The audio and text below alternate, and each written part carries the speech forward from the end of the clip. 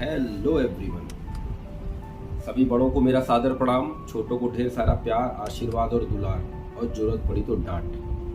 मैं प्रेम Pandey future IAS academy से फिर से खुद को आपके समक्ष प्रस्तुत करने का एक प्रयास मात्र कर रहा हूँ। मेरे प्यारे भाइयों बहनों, मौसम थोड़ा चेंज है, थोड़ा तबीयत भी आजकल हमारी ही नहीं बहुत लोगों की भी देख रहा हूँ। मैं डॉक्टर साहब के यहाँ गया था ना दवा लेने के लिए, तो आप ट्रस्ट करिए मेरी बात का कि वहाँ पर आई थिंक 25 to 30 की जो रश रही होगी, 25 से 30 लोग जो है सब जुकाम वाले नहीं भैया। मैं तो डर के मारे उस केबिन से बाहर आ गया कि ऐसा ना हो थोड़ा थोड़ा जो मेरा सही हो गया फिर से वापस वो फ्लू मुझे वापस आ जाए। तो थोड़ा इस मौसम में बाहर से आइए तुरंत, जो है बस वो फ्रिज, आदमी फ्रिज ढूंढता है कहाँ गई फ्रिज, आदमी खोला सीधे निकाला और सबसे चिल्ड वाली बोतल पे उंगलियों से हाथ डालते हुए ठंडा पानी मुंह के अंदर डाला, खेल खत्म, कहानी वहाँ से स्टार्ट हो गई।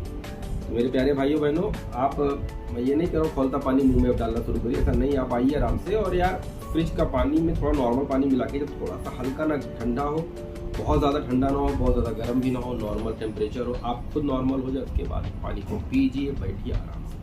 तो मुझे लगता है कि फिर थोड़ा सा आप वायरल से बचे रहेंगे, लेकिन बचता तो कोई नहीं है वायरल फीवर में, वायरल टाइम में बचता कोई नहीं है। और मुझे कमेंट करके आप लोग बताइए कि मौके पे कौन कौन मेरा भाई, मेरी बहन, मेरे भैया जो कौन कौन से वायरल से फीवर से पीड़ित हैं, वो प्लीज़ मुझे कमेंट करिएगा। मुझे भी सहारा मिलेगा कि मैं अकेला नहीं पीड़ित हूँ, आप लोग भी मेरे साथ थोड़ा थोड़ा परेशान हैं। तो मेरे प्यारे भाइयों बहनों, ज़्यादा बातें इधर उधर की ना करते हुए, कई भाइयों ने मेरे व्हाट्सएप पे मैसेज किया कि सर एक बार फिर से आप करंट अफेयर्स को कैसे, पेपर में से कैसे करंट निकालते हैं, प्लीज़ एक बार हम लोग के सामने आप पेपर को कैसे पढ़ लेते हैं इतनी जल्दी स्पीड से, एक बार फिर से हम लोग को ये क्लास बना के दिखा दीजिए सर। तो आज मैं पेपर आप ही लोग के लिए पढ़ा भी नहीं हूँ, तो मैं तो यार यहाँ पे अमर उजाला आता है, कभी जनसत्ता फेंक देता है, अपने मन का मालिक है वो भी, जो मन आता है फेंक देता है, तो बस पढ़ना अपना काम है।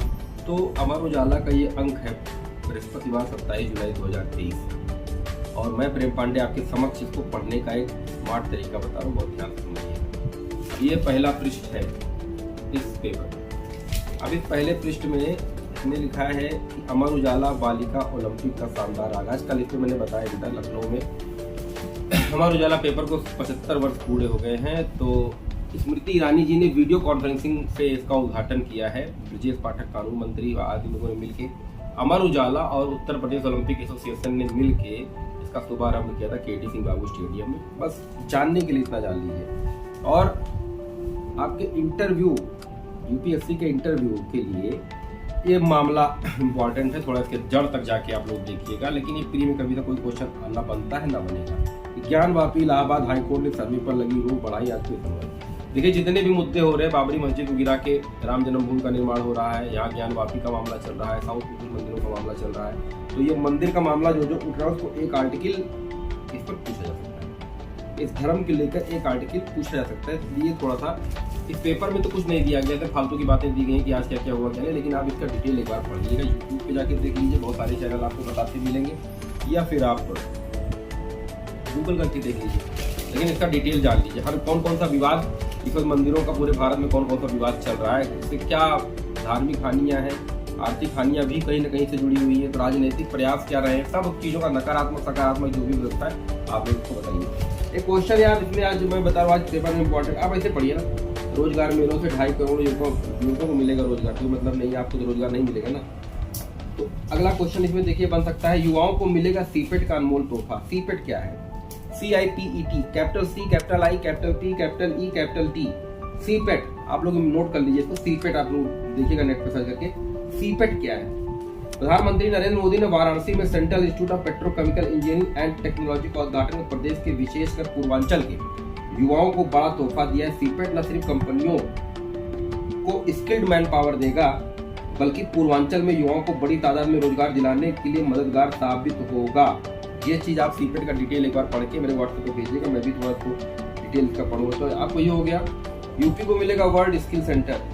तो मैंने सीधे सीपेट में, जब सीपेट के थ्रू जब अच्छे लोग भर्ती किए जाएंगे, समझदार लोग भर्ती किए जाएंगे, परिपक्व लोग भर्ती किए जाएंगे, और जो कौशल जिनके अंदर में होगा उनको वही काम सौंपा जाएगा जिस चीज़ का जिनको अनुभव होगा। तो सीधी बात है कि वर्ल्ड स्किल सेंटर बन जाएगा, अगर ऐसा हो गया तो जो जिस चीज़ में माहिर उसको वो काम दिया जाएगा। आप लोग देखिए सरकारी ऑफिसों में बाबू वगैरह जो टाइपिंग वगैरह करते हैं, उन लोगों को टाइपिंग 75% लोग आती ही नहीं है। इसीलिए देखिए संविदा पर सरकार जो है टाइपिंग तो 8,000 9,000 10,000 रुपये में सैलरी प्राइवेट बच्चों को रखती है, सच में टाइपिंग आती है, लेकिन जो सरकारी पैसा 80-90,000 रुपये सैलरी पा रहे वो टाइपिंग का टी नहीं आता। ऐसा आपने बहुत देखा होगा, बहुत सारे ऑफिस में जो सरकारी नौकरी करते हैं, मेरी बात जो उन तक पहुँच रही है उनको लगता भी होगा कोई ना कोई ऑफिस में 2-4-6 ऐसे हैं जो योग्य नहीं है, लेकिन वो आज सरकारी नौकरी में हैं। ये मतलब नहीं को कहीं क्वालिफाई करके आए, बहुत सारी चीज़ें हो सकती है, इसके थ्रू डायरेक्ट आ सकते हैं, आप लोग जानते हैं इस चीज़ को। मोदी सरकार के खिलाफ अविश्वास प्रस्ताव मंजूर। अविश्वास प्रस्ताव कल इसका चर्चा में था, अविश्वास प्रस्ताव आज भी पेपर में चर्चा में है। तो ये है क्या, इसके बारे में आप लोग मुझे डिटेल बताइए, आपका काम है। क्वेश्चन दे रहा हूँ आपको पेपर में थे। अब ये प्रयागराज जंक्शन से चलेगी कालंदीज पर, ये सब फर्जी चीजें हैं, उसको नहीं पढ़ना है। बाकी लोकल न्यूज़ें हैं, आप लोग अपना एरिया जानना चाहते हैं तो पढ़िए, लेकिन ज़्यादा टाइम इन सब चीज़ों पे मत दीजिए। देखिए बारिश होने रही है पहाड़ी क्षेत्रों में, कुछ पहाड़ी क्षेत्रों में बहुत भयानक बारिश हो रही है। तराई क्षेत्र में उत्तर प्रदेश पूरा सूखाग्रस्त देख ही रहे हैं आप लोग। ये ग्लोबल वार्मिंग का मुद्दा पिछले साल भी देखिए, बरसात जुलाई के लास्ट अगस्त में हुई, इसकी बात एकदम हुई ही नहीं है। ये सब मुद्दे ग्लोबल वार्मिंग से जुड़े हुए हैं और कोई मतलब का नहीं है। देखिए मैं कैसे पेपर को पढ़ रहा हूँ, टाइम नहीं लगाते हुए। ये व्यापारी वाली ये सारे क्वेश्चन में फर्जी के बीच जो भी इसमें आएंगे, मैं इसमें डिटेल कोई बात नहीं करता, क्योंकि ये सब आपके लिए।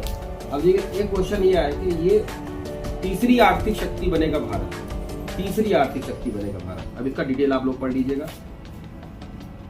जैसे मैंने कहा ना, तीसरी आर्थिक शक्ति बनेगा भारत, तो ये भारत के परिप्रेक्ष्य में कुछ चीज है इसमें निकली हुई जिसको आप पढ़ सकते हैं, पढ़ लीजिएगा। ऐसे चीजों को हमको पढ़ना है। जैसे हर जिले में बनेगा 100 बेड का क्रिटिकल केयर ब्लॉक, कोई मतलब नहीं है, ये कहीं से भी आपके नो।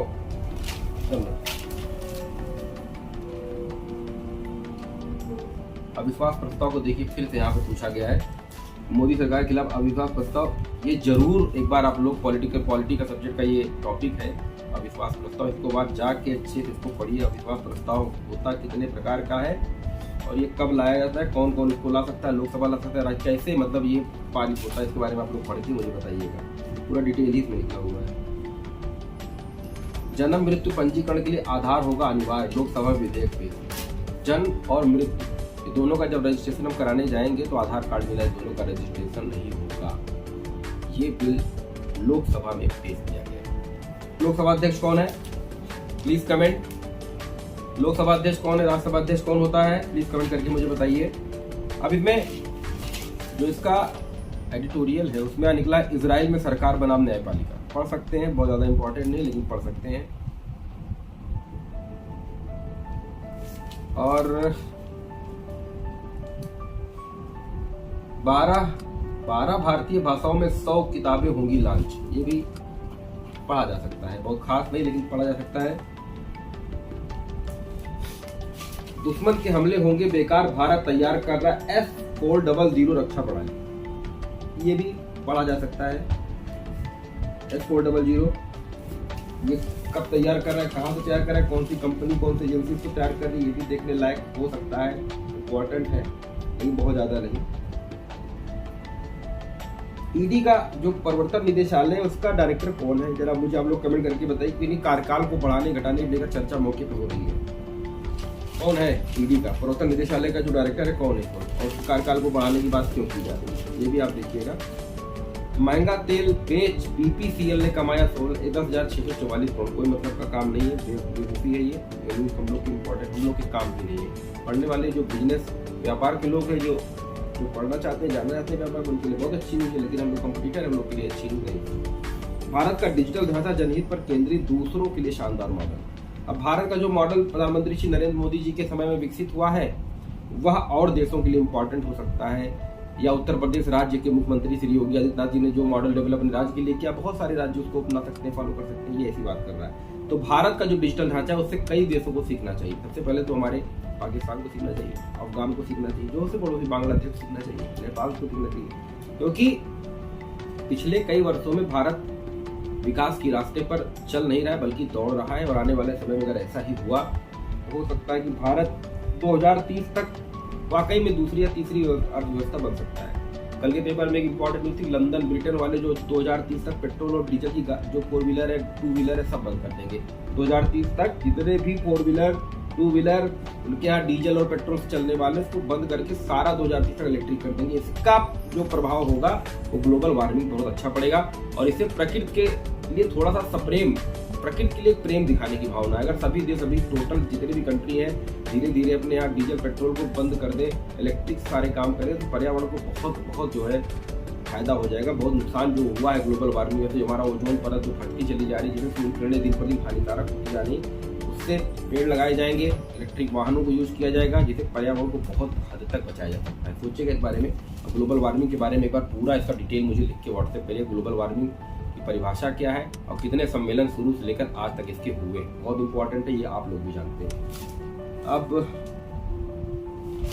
लास्ट पेज में आएंगे तो अजीत डोभाल जी का इस वक्त ब्रिक्स के विदेश मंत्रियों का सम्मेलन चल रहा हुआ है। तो अजीत डोभाल जी ने इनडायरेक्टली जो है चाइना के विदेश मंत्री वांग वी जी से उन्होंने बोल दिया कि भाई भारत और चीन जब तक मिलकर काम नहीं करेंगे आतंकवादियों का सफाया नहीं हो पाएगा। और जब भारत या कोई अन्य देश किसी भी आतंकवादी संगठन जैसे लश्कर तैयबा पर भारत ने इंटरनेशनल तरीके से ये बात रखी थी, अंतर्राष्ट्रीय स्तर पर ये बात रखी थी कि लश्कर तैयबा इतना बड़ा आतंकवादी संगठन है, इसको पूरे वर्ल्ड में सभी कंट्री में बैन किया जाना चाहिए। तुरंत चाइना ने बीच में उंगली डाली, सबने मत अपना दे दिया, संयुक्त राष्ट्र का, लेकिन चाइना ने अपना मत उसके विपरीत दिया। पता नहीं क्यों भारत की चाइना की नहीं बनती है। भारत जो चीज अच्छा करेगा उसमें चाइना कहीं ना कहीं आगे कूद पड़ेगा।